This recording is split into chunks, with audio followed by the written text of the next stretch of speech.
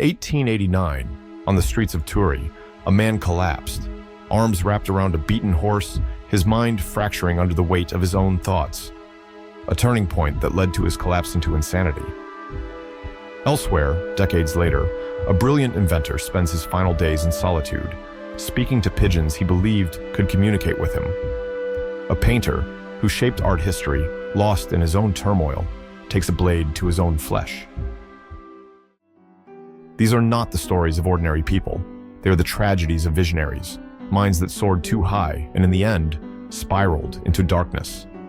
These are the stories of Friedrich Nietzsche, Nikola Tesla, and Vincent van Gogh.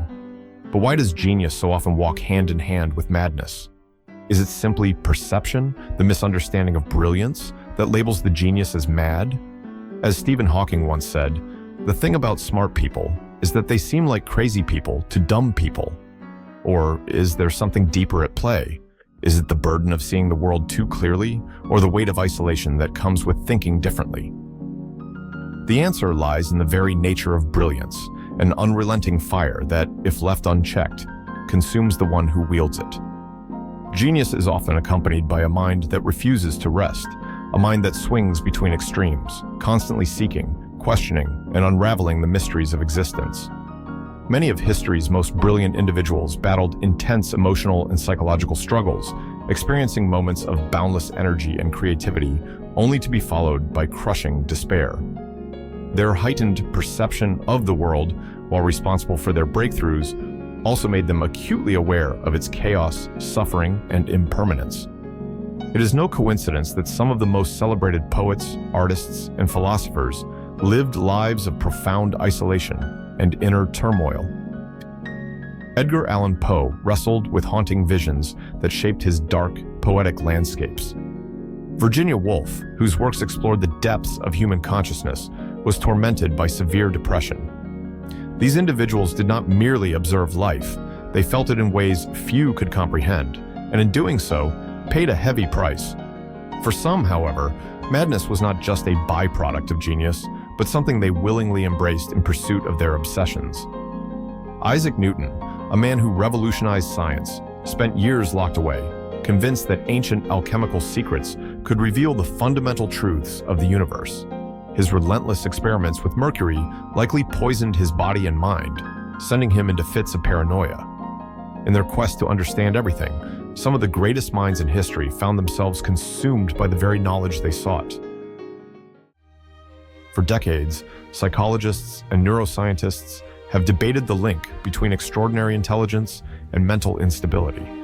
Some theories suggest that the same neural mechanisms responsible for creative brilliance also increase vulnerability to conditions like schizophrenia or bipolar disorder. Others argue that genius thrives in spite of, not because of, mental illness. The science remains inconclusive, raising the question, is suffering a prerequisite for greatness, or do we simply romanticize the pain of brilliant minds? One of the leading voices in this debate was Hans Eysenchow, a British psychologist known for his work on personality and intelligence. Eysenck proposed that creative individuals often score higher in traits linked to psychoticism, such as nonconformity and intense focus, which may explain why some geniuses exhibit erratic behavior. Meanwhile, psychologist Nancy Andreasen took a different approach, studying the brains of highly creative people. Her research found that many displayed traits similar to those with schizophrenia, particularly in their ability to form unique connections between ideas. However, she also warned against the dangerous myth that mental illness is necessary for genius, emphasizing that true creative breakthroughs require discipline and stability. Curiously, perception plays a role in how we evaluate genius and madness. A study by the University of Southampton found that people often attribute deeper meaning to art when they believe the creator struggled with mental illness. But historical records challenge this assumption. Many artists and thinkers produce their greatest work not during their darkest periods, but in moments of clarity and control. This raises an uncomfortable reality. Do we truly appreciate brilliance, or do we only value it when it fits the tragic genius narrative? So, what can we take away from all this? Geniuses are often driven by an obsession that can border on the pathological. Their focus on their craft frequently comes at the expense of social, familial, and even personal well-being. This raises profound questions such as, when does the pursuit of progress, art, or legacy justify sacrificing everything? What's more important, maintaining mental and even physical health or being unforgettable? Some people will think that being recognized as a genius is all that matters. Others will agree with what Warren Buffett said.